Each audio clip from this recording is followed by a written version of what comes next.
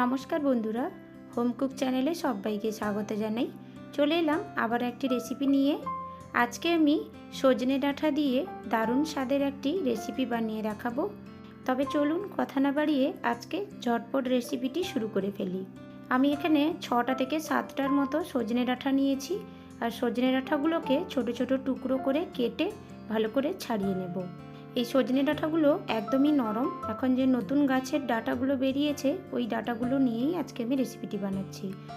তো ডাঁটাগুলোকে কেটে নিয়েছি, এবার সাইডে রেখে একটা মিক্সিং জার নিয়ে নিয়েছি। কিছুটা মশলা বানিয়ে নেব।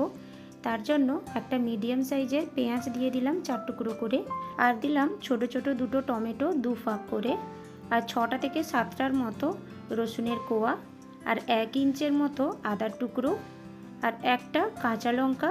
লঙ্কাটা আপনারা স্বাদ বুঝে নিয়ে নেবেন। আর দিলাম হাফ টিস্পুনের মতো গোটা জিরে, আর 1 টিস্পুনের মতো কালো সর্ষে। কালো সর্ষের পরিবর্তে সাদা সর্ষে থাকলেও দিয়ে দিতে পারেন। আর সামান্য একটু জল দিয়ে আমি সমস্ত কিছুকে একসাথে একটা স্মুথ পেস্ট বানিয়ে নেব। এই রেসিপিটি দারুণ স্বাদের হয় বন্ধুরা। খালি মুখে খেতে কিন্তু হেভি সুন্দর লাগে। ওই স্নানে যাওয়ার আগে পুকুর পাড়ে নিয়ে বসে খেতে কিন্তু অসম্ভব স্বাদের লাগে। সমস্ত কিছুকে আমি একটা স্মুথ পেস্ট করে নিয়েছি। এবার একটা সসপ্যানে বেশ কিছুটা পরিমাণ জল নিয়ে নিয়েছি। এবার ডাঁটাগুলো এক এক করে দিয়ে আমি সামান্য একটু হলুদ দিয়ে দেব, আর সামান্য একটু দিয়ে দেব লবণ। এবার লবণ আর হলুদটা দিয়ে আমি গ্যাসে বসিয়ে 2 থেকে 3 মিনিটের মতো মিডিয়াম ফ্লেমে আমি এগুলোকে ঢাকনা দিয়ে একটু সেদ্ধ করে নেব। আজকে আমি দারুণ স্বাদের একটি ডাঁটা রেসিপি আপনাদেরকে শেয়ার করেছি। যদি আমার রেসিপিটি আজকে ভালো লেগে থাকে আমার ভিডিওতে একটি লাইক করে দেবেন, আর সকলের সাথে শেয়ার করবেন। আর একদম ভালো লাগলে আমার চ্যানেলটিকে সাবস্ক্রাইব করতে ভুলবেন না কিন্তু। সমস্ত ডাঁটাগুলো সেদ্ধ হয়ে গেছে। এবার আমি জলগুলো ফেলে ডাঁটাগুলো এক সাইডে রেখে নেব। এবার গ্যাসে একটা ফ্রাই প্যান বসিয়ে নিয়েছি, আর 2 টেবিল স্পুনের মতো সাদা তেল দিয়ে দিলাম, আর 1/3 টিস্পুনের মতো দিয়ে দিলাম হলুদ গুঁড়ো। হলুদ গুঁড়োটা একটু কম দেবেন, না হলে একটু হলদে গন্ধ করবে। আর দিয়ে দিলাম হাফ টিস্পুনের মতো লঙ্কার গুঁড়ো। লঙ্কার গুঁড়োটা আপনারা স্বাদ বুঝে দিয়ে নেবেন। এবার তেলের সাথে হলুদ আর লঙ্কার গুঁড়োটা ভালো করে একটু মিক্স করে নিলাম। এবার ওই সেদ্ধ করে রাখা ডাঁটাগুলো আমি প্যানে দিয়ে দিলাম।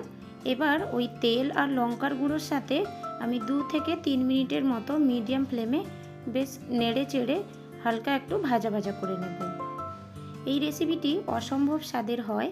ওই স্নানে যাওয়ার সময় বাটিতে একটু গরম গরম এই রকম সজনে ডাঁটার মশলাগুলো নিয়ে যাবেন, আর জলে নামার আগে পুকুর পাড়ে বসে এটি খাবেন। অসম্ভব লাগে খেতে কিন্তু।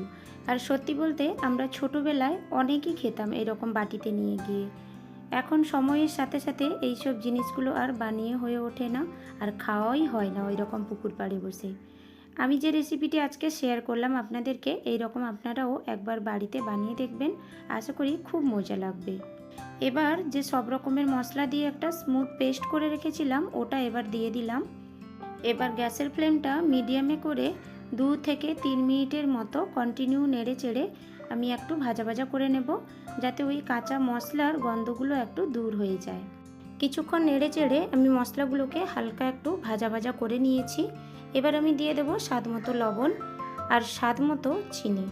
চিনিটা অবশ্যই দেবেন, আর লবণটা স্বাদ মতো করেই দেবেন, কারণ সজনে ডাঁটাগুলোকে সেদ্ধ করার সময়ও লবণটা দেওয়া ছিল, তো ওই হিসেবে লবণটা বুঝে দেবেন। এবার লবণ আর চিনি দিয়ে আমি আবারও 2 থেকে 3 মিনিটের মতো মিডিয়াম ফ্লেমে নেড়ে চেড়ে ডাঁটাগুলোকে মশলার সাথে আমি খুব ভালো করে একটু ভাজা করে নেব। কিছুক্ষণ নেড়ে চেড়ে ডাঁটাগুলোকে আমি একটু ভাজা ভাজা করে নিয়েছি, আর মশলার গ্রেভিগুলো ঠিক এই রকম রাখবো। একটু হালকা রসরসে থাকলে খেতে কিন্তু ভালো লাগবে। এবার ওপর থেকে আমি ধনেপাতা কুচি ছড়িয়ে দিলাম। এবার রেসিপিটা আমার সম্পূর্ণ রেডি হয়ে এসেছে। দেখুন মশলার রসটাও একদম শুকিয়ে এসছে, পুরো ডাঁটার সাথে একদম গায়ে গায়ে মশলাগুলো পুরো জড়িয়ে গেছে। এবার রেসিপিটি একদম রেডি হয়ে গেছে। গ্যাসের ফ্লেমটা বন্ধ করে আমি গরম গরম আপনাদেরকে সার্ভ করে দেখিয়ে দিচ্ছি। রেসিপিটি বানানোর সময় কিন্তু অবশ্যই একটু চিনি দেওয়ার চেষ্টা করবেন। তাতে কী হবে, মশলাটা একটু মিষ্টি মিষ্টি লাগবে, আর খেতেও কিন্তু অসম্ভব স্বাদের লাগবে। দেখুন খালি দেখতে কতটা সুন্দর হয়েছে, খেতেও কিন্তু অসম্ভব স্বাদের হয় বন্ধুরা। তবে আর দেরি না করে আমার মতো এইভাবে রেসিপিটি একবার বাড়িতে বানিয়ে ফেলুন। আশা করি সবার খুব ভালো লাগবে। আজকে আমার রেসিপিটি কেমন লাগলো আমাকে কমেন্ট করে অবশ্যই জানাবেন। আর আমার রেসিপিটি ভালো লাগলে আমার চ্যানেলটিকে কিন্তু সাবস্ক্রাইব করতে ভুলবেন না। আর দেখা হচ্ছে পরের একটি রেসিপির সাথে। সবাই খুব ভালো থাকবেন। তবে আজকের মতো বিদায় জানাচ্ছি।